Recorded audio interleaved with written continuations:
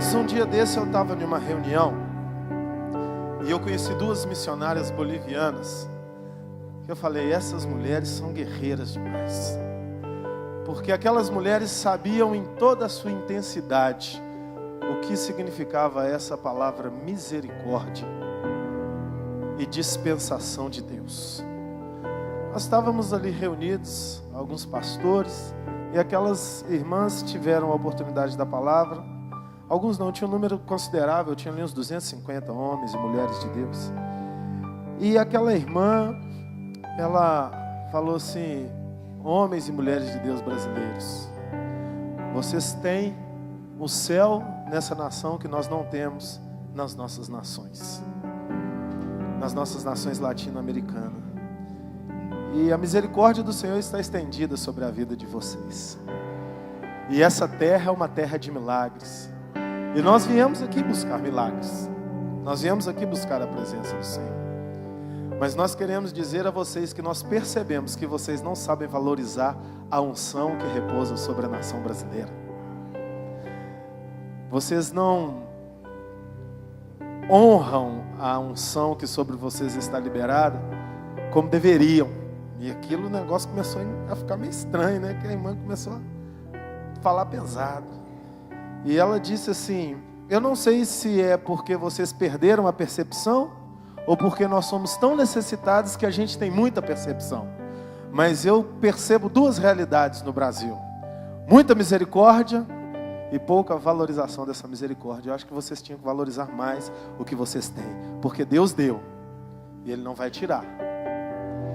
Mas nós em nossas orações, olha o que a irmã falou, temos pedido ao Senhor Jesus que nos deixe permanecer comendo as migalhas que caem na mesa do Brasil. As migalhas do avivamento, da glória do Senhor, da manifestação, porque nós nos satisfazemos, porque tudo vem de Deus. Mas deixamos o recado, fiquem assentados na mesa, porque se vocês se levantarem da cadeira, nós vamos assentar. E eu falei, que meninas corajosas. Eu vou arrumar uma solda para me soldar aqui na cadeira do avivamento, porque eu não vou perder o meu lugar. Existem milagres liberados para a vida de todo aquele que crê. A observação da irmã lá foi muito interessante. Mas foi uma observação. Não é uma realidade espiritual.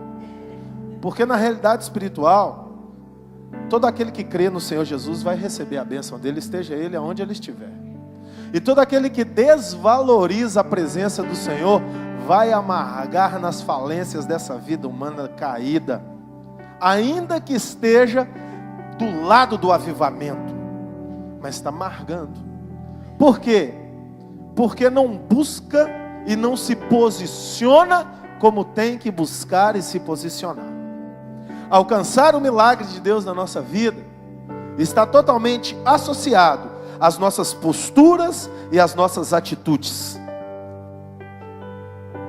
E Deus, Ele vai quebrar até protocolos para abençoar aquele que nele crê, que tem atitude e postura de buscar o Senhor.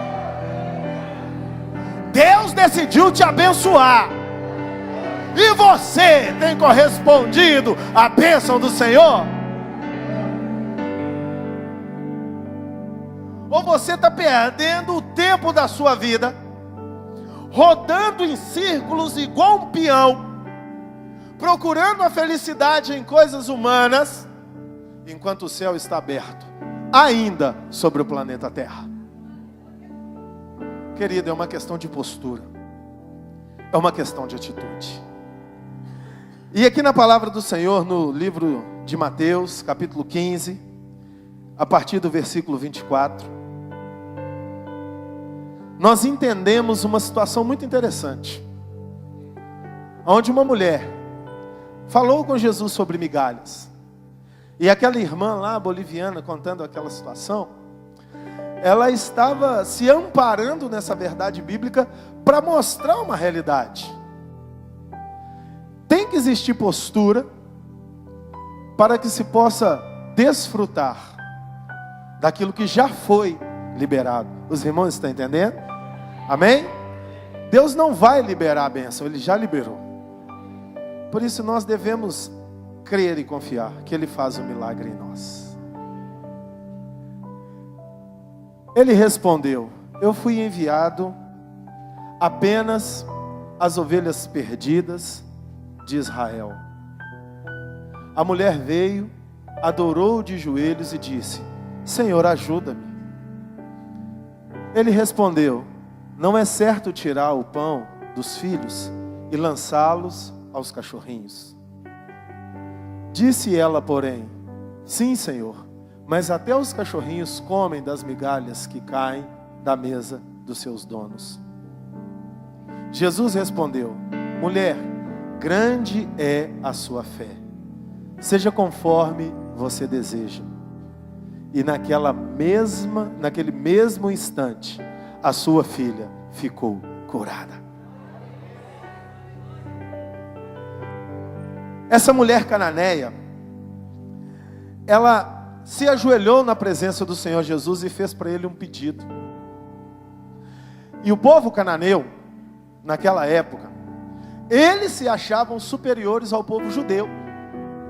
Porque o povo judeu era um povo que vinha geração após geração sendo cativos e mudando de cativeiros.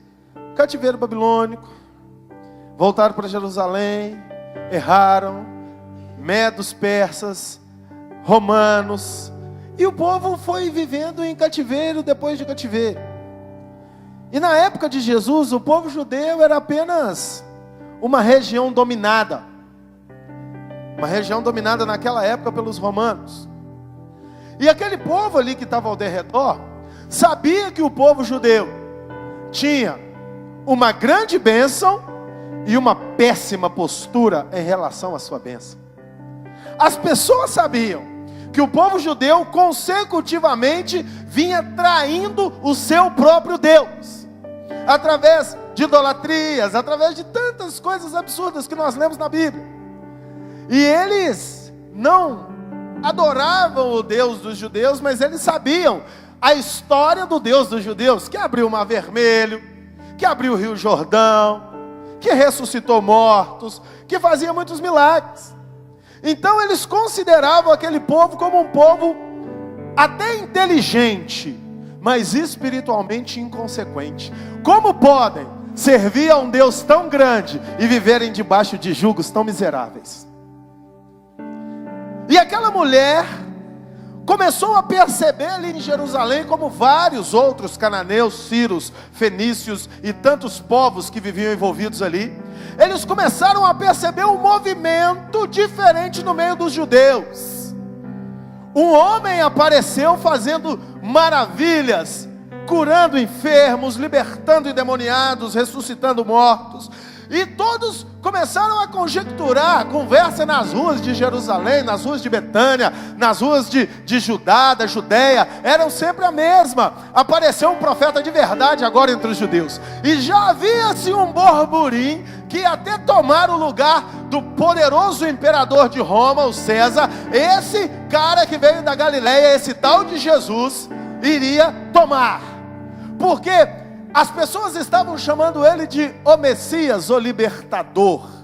Então, aquele povo começou a discernir: olha, será que agora os judeus vão mesmo? Será que agora eles vão viver tudo aquilo que eles pregam, mas não vivem? Porque pregavam liberdade e viviam cativos, pregavam força e viviam atados. Mas agora um homem apareceu fazendo maravilhas. E nem todos entenderam a verdadeira força do Messias Jesus. Dentre esses que não entenderam, a maioria o seu próprio povo, judeus, tanto que o crucificaram. Mas essa mulher, por incrível que pareça, ela entendeu qual era o segredo de Jesus. Que o segredo de Jesus não era um desatar político, mas era uma libertação de dentro para fora de todo ser humano. E essa mulher entendeu: essa bênção não é só para os judeus, não. É para aquele que acredita. E ela veio com tudo para Jesus. Jesus, a minha filha está doente. Jesus, cura minha filha. E Jesus tem uma postura que, pelo menos relatado na Bíblia, ele só teve com essa mulher. Ele a condicionou, ele gerou uma situação de humilhação com aquela mulher. Por que será que Jesus gerou isso? Jesus nunca humilhou um ser humano, mas para aquela mulher ele gerou uma condição de humilhação tão intensa que ou aquela mulher se rebelava ou ela se humilhava. Porque Jesus virou para ela e disse para ela: eu vim salvar as ovelhas perdidas da casa de Israel, somente. E Deus é um Deus que não faz acepção de pessoas. Como seu maior representante na época em voga, pôde propor uma acepção de pessoas, porque a proposta de Jesus ali foi essa. Ele não fez, ele propôs. Eu vim para esse povo, tá separado. E ela, diante daquela situação, ela decidia se ela vivia a sua essência ou se ela abria mão da sua essência pelo seu milagre. E qual é a essência dos sírio-fenícios e dos cananeus? Se considerarem melhores que os judeus. A reação daquela mulher era: quem é esse judeuzinho da Galileia para não me aceitar? Ela se achava melhor. Mas ela não teve essa atitude, sabe por quê? Ela já tinha discernido o que tinha dentro daquele judeu. E se ele é judeu ou não é judeu, eu não quero saber. Eu quero saber que a glória de Deus está nele. E aquela mulher, então, ela toma uma postura. Qual a postura que aquela mulher tomou? Ela se ajoelhou na presença do Senhor e a adorou. E o Senhor Jesus provou aquela mulher e não atendeu aquela mulher. Mas ela disse uma coisa muito intensa: até os cachorrinhos comem das migalhas que caem da mesa dos filhos. Sabe o que o Senhor Jesus estava fazendo ali? Didaticamente conduzindo aquela mulher para o lugar da transformação da vida dela. Aquele que se humilhar será exaltado, mas aquele que se exaltar será humilhado. Aquela mulher vinha de um contexto soberbo, um contexto, mas aquela mulher tinha um grande problema. Os nossos problemas, eles podem ser lidos por nós como maldições, ou eles podem ser lidos por nós como bênçãos, porque não existe uma bênção maior do que ter uma oportunidade de se quebrantar na presença de Deus. É muito fácil a gente adorar a Deus quando as coisas estão difíceis. Isso não está banalizando a adoração. Isso está valorizando a tribulação. Porque a tribulação nos coloca no nosso verdadeiro lugar. E se o nosso lugar é de cachorrinho que come migalha, não tem problema. Nós comemos as migalhas, porque elas transformam a nossa vida. Essa é a postura da verdadeira humildade. E aquela mulher falou isso para Jesus. E Jesus sabia que quando isso ficasse registrado, as nações da terra iriam entender uma realidade. São os nossos problemas e as nossas limitações que têm a capacidade de trazer a revelação de Deus para que nós revelemos quem verdadeiramente nós somos, necessitados da misericórdia de Deus. E quando aquela mulher falou isso para Jesus, ela se humilhou na presença de Jesus. E ao fato dela se humilhar na presença de Jesus, ela se posicionou diante da sua dificuldade. E a posição dela foi uma posição de total dependência de Deus. Se você acha que você vai resolver o seu problema na força do seu braço, se prepare, porque o bambu vai gemer nas suas costas. Eu consigo, eu posso, eu vou, eu faço. Vai! A situação vai ficar cada dia pior, porque eu e você não podemos nada. Ele pode todas as coisas em nós. Eu não sei qual é o seu problema. Eu não sei o que é que te amarra, o que é que te embaraça, o que é que te prende. Mas eu sei de uma coisa: isso aí, associado à sua alma desajustada, vão te derrubar.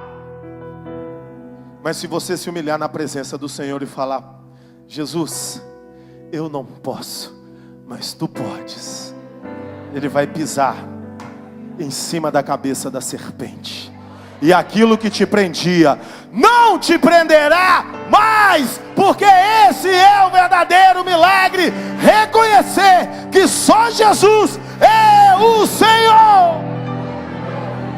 E se você pode, aplauda o Senhor Jesus.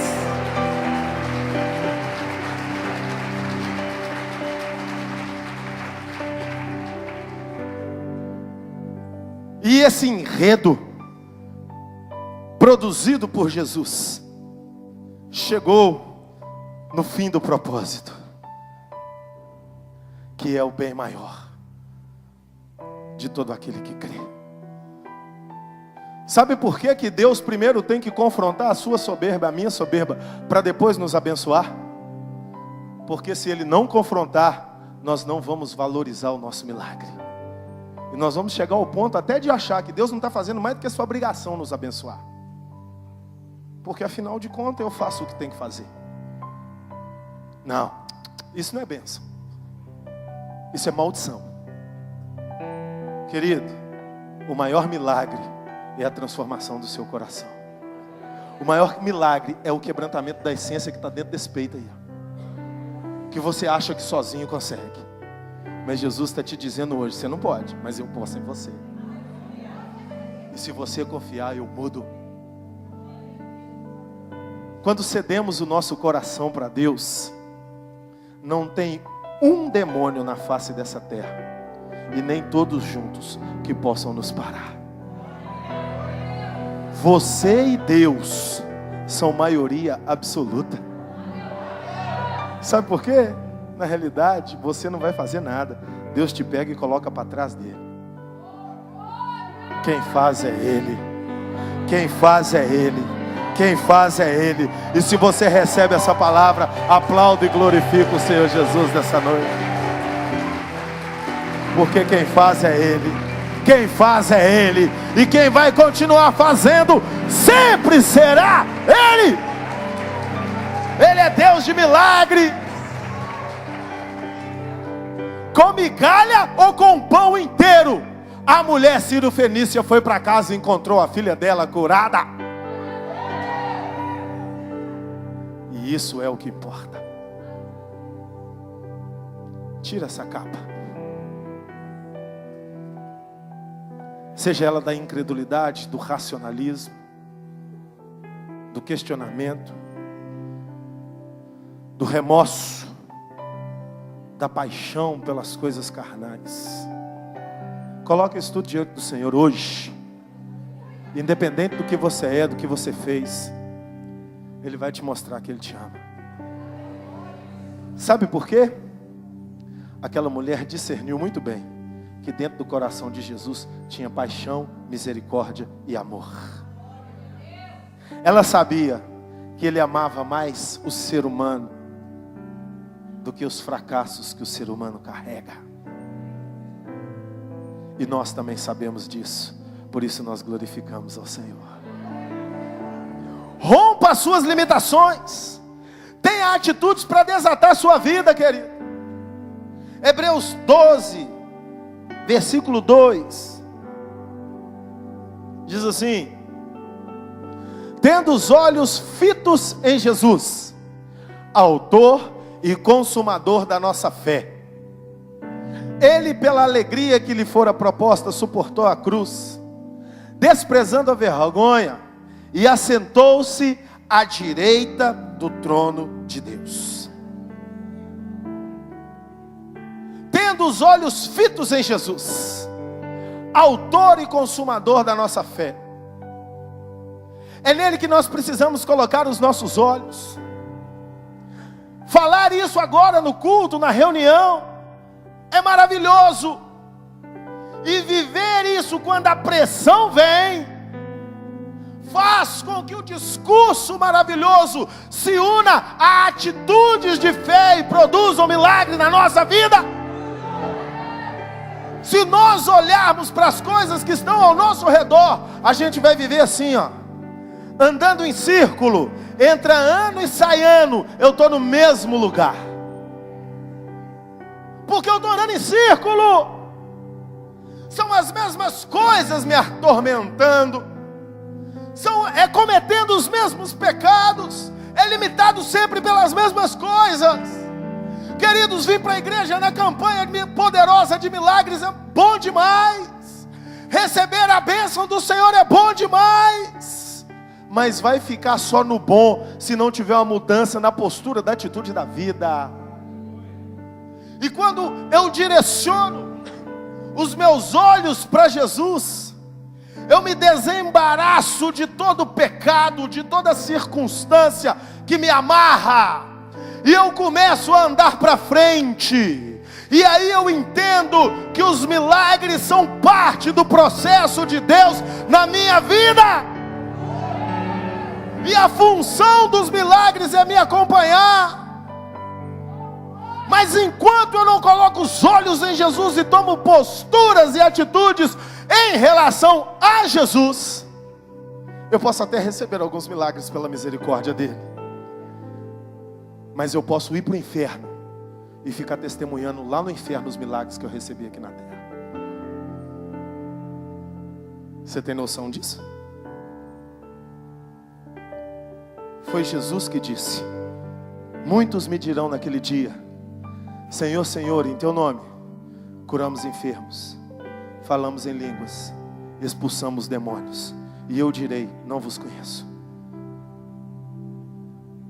Conhecer Jesus é transcender. Eu quero ver o seu milagre. Como quero ver você feliz nessa terra. Como essa igreja, essa equipe de pastores quer ver isso. Como o apóstolo quer ver isso. Mas eu quero mais. Eu quero andar com você nas ruas de ouro. Eu quero nadar com você no rio de cristal. Eu quero voar com você nas asas do querubim. Eu quero adorar junto com você, sendo ministrado pelo maior ministro de louvor, Yeshua HaMashiach. E isso depende de você. Coloque os olhos em Jesus. E se Jesus impor para você condições de humilhação, se humilhe, desça, reconheça: ei, existe um Senhor e o nome dele é Jesus. O amor de Deus é incondicional, mas o amor de Deus não é banal. E tem muita gente por aí banalizando e facilitando o amor de Deus. Está recebendo um amor errado, hein?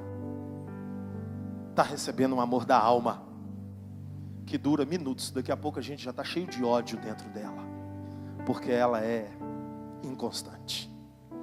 Então, meu amado, coloque os olhos em Jesus hoje. Ele te dá crédito. Sabe o que é crédito? Ele não quer receber primeiro para depois te dar. Ele quer te dar e acredita que depois ele vai receber. A gente acha que Jesus é agência de crédito. A gente precisa fazer tudo certo primeiro para depois receber a bênção. Não! A gente recebe a bênção primeiro e Jesus continua acreditando. Ele vai seguir fazendo tudo certo. E se eu não fizer tudo certo? Jesus não entra em surto com isso. Ele conhece a sua estrutura e sabe que você é pó. Ele vai te dar outra e outra e outra chance. Enquanto você estiver respirando nessa terra. Só que um dia a sua chance acaba. É a hora que você morre. E aí entra o jogo sórdido do diabo, que veio para roubar, matar e destruir. O diabo quer que você receba a bênção também. Ele só não quer que você se humilhe na presença de Jesus. Por isso que o diabo, aparentemente, entre aspas, abençoa muita gente por aí. Tem gente que vai lá nos trabalhos, paga um dinheiro e recebe o que quer. Recebe coisa boa, carro bom, empresa boa. É ou não é? E a vida dessa pessoa, como é que fica? Amarradinha no capeta. Até a hora da morte. E a hora que fecha o olho, o diabo carrega. Mas quem anda com Jesus pode até errar, mas se humilhar, tomar posse do sangue de Jesus e falar: Jesus, eu vou. Jesus vai soprar vida, vai acreditar em você e vai te dar força para caminhar. E você só não caminha na presença de Deus se você não quiser. Não adianta colocar a culpa na circunstância, não. É mentira. A culpa é sua, porque não quer caminhar na presença de Jesus. Queira, decida, conheça a superação dos limites que vem de Deus. Vai até o limite da tua força. Quando você não estiver aguentando mais, você vai se surpreender, porque Ele te empurra mais uma vez, e outra vez, e outra vez, e outra vez. Ele é o Senhor que nos põe de pé. Ele é o Deus que nos levanta. Não seja fraco, seja forte em decidir colocar os olhos em Jesus.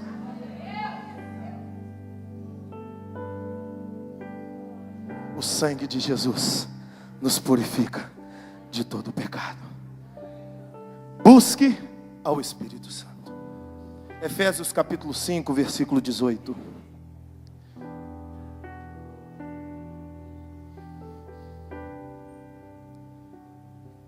Não se embriaguem com o vinho, que leva à libertinagem, mas deixem-se encher pelo Espírito Santo. Queridos, a atitude daquela mulher sírio-fenícia revela do que ela estava cheia. E sabe do que ela estava cheia? Do Espírito Santo. Porque é o Espírito Santo que revela quem é Jesus. E por que ela estava cheia do Espírito Santo? Porque ela tinha uma limitação terrível na sua vida. Ela ia perder a sua filha.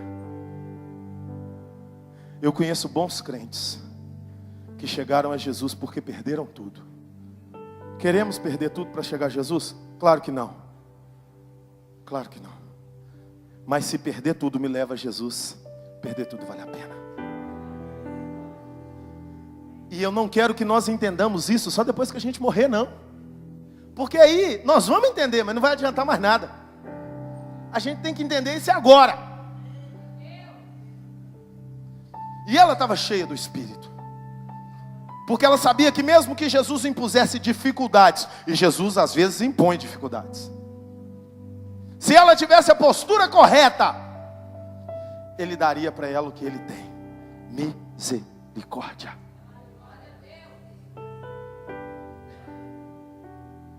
E foi isso que Ele fez aquele dia. E o apóstolo Paulo agora está falando: não se embriaguem com vinho. Não é só o vinho que embriaga. Não é só bebida alcoólica, ou a droga, o entorpecente químico. O que embriaga é tudo aquilo que nos tira da nossa realidade. Estar na nossa realidade não é fácil. Enfrentar os nossos problemas não é fácil. Enterrar os nossos mortos não é fácil. Chorar as nossas lágrimas não é fácil. Mas a proposta do céu para nós é: o Espírito Santo está conosco todos os dias e Ele é o nosso Consolador. Quando a gente pede, depende dEle fazer e como fazer. Por isso Paulo falou: não se embriague com vinho, não fuja da sua realidade.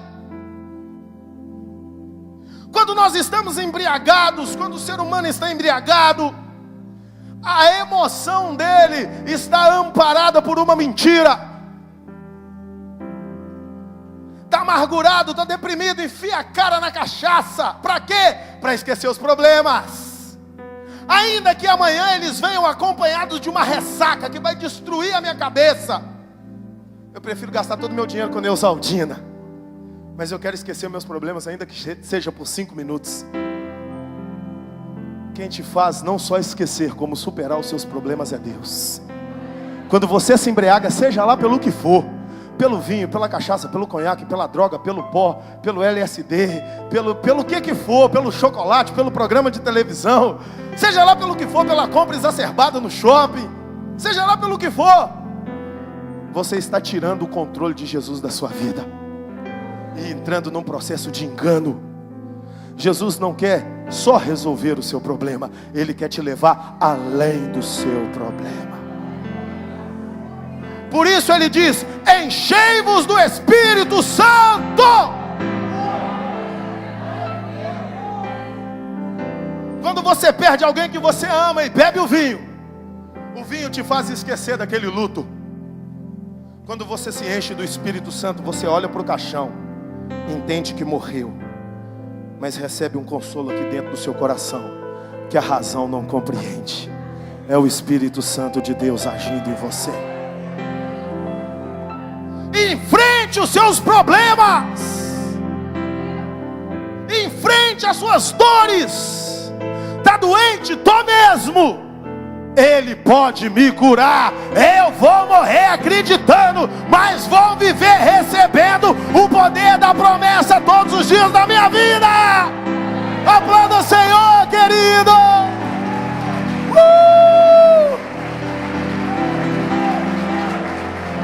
E quando o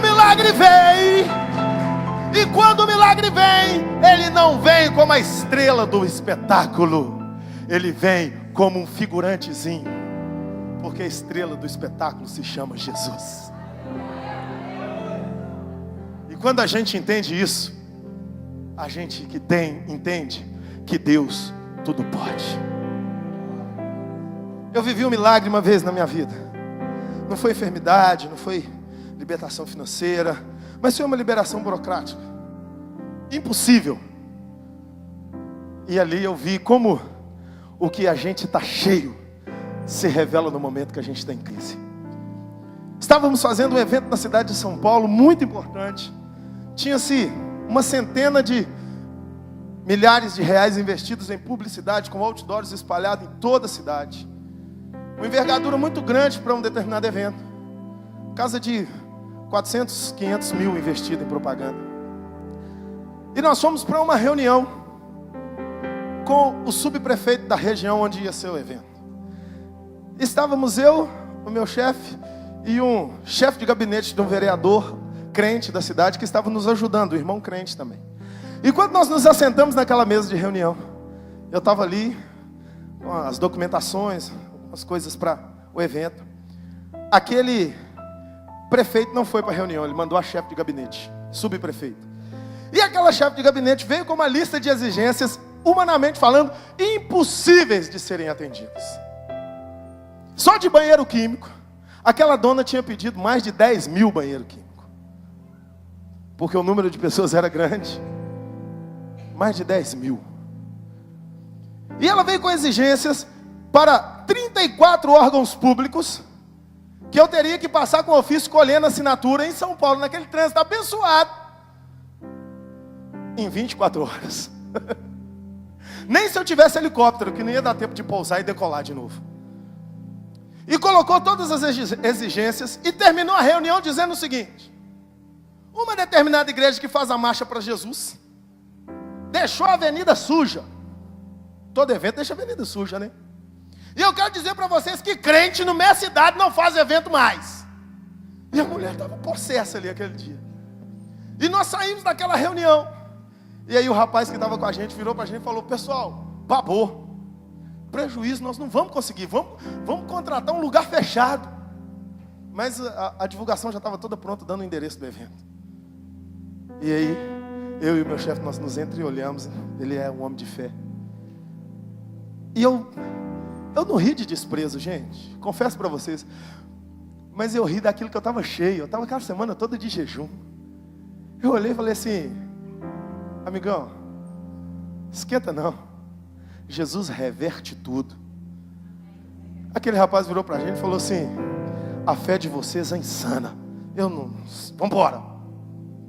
Eu sei que até hoje eu não consegui as 34 assinaturas daqueles todos os ofícios. Mas o evento aconteceu. Aconteceu no dia, na hora marcada. Porque Deus entrou com a intervenção dele. E usou uma pessoa que foi direto na prefeita da cidade. Interessante que ela nem era muito dada assim aos evangélicos. Era a doutora Marta Suplicy na época. E na outra reunião que nós fomos para velar o defunto, entendeu? O evento acabou, não vai acontecer. A gente foi lá para velar o defunto. Eles, né? Porque eu fui para celebrar a ressurreição. Estávamos assentados na mesa com 12 dos líderes dos órgãos que eu não tinha conseguido as assinaturas, para ser frito ali, eu e o meu chefe.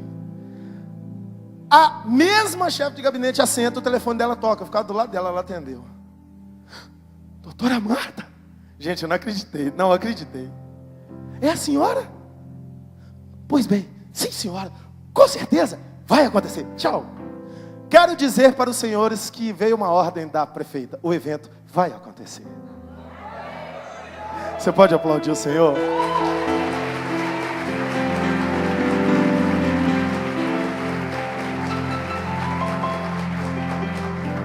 Milagre não é acompanhado da nossa força. Porque não é na sua força. Não é na força do seu braço. É na força do braço de Deus.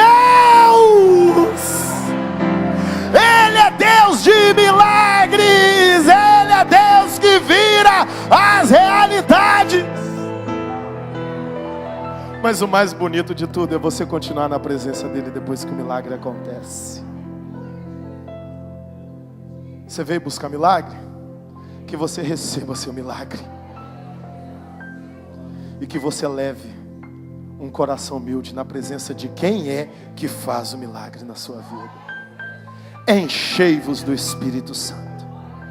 Encare as suas crises. Não seja covarde. Não fuja dos seus problemas. Não culpe os outros. Entenda. Jesus é a resposta para a sua vida. E Ele está nesse lugar. Esvazie-se hoje de tudo que você ouviu que desanima a sua fé. Não é possível. Não tem jeito. Essa enfermidade é para a morte. Droga, ninguém é liberto. Só aprende a conviver. Essa dívida, vão levar o seu carro. Você vai ter que devolver. Você vai ter que perder. Não tem jeito. Isso é o que o vazio do Espírito fala. E depois enche a cara do vinho ou do entorpecente qualquer para a alma, para ficar aliviado das suas crises. Nós não. A gente chora. Porque glória a Deus, não somos de ferro. Mas vemos o poder de Deus se aperfeiçoar nas nossas fraquezas. Porque quando é que sou fraco, aí é que sou forte. Aplauda o Senhor, querido.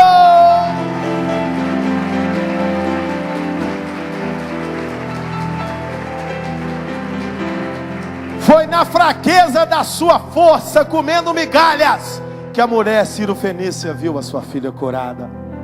Então, se você quer o seu milagre e permanecer na presença do Senhor, se coloque de pé nesse momento.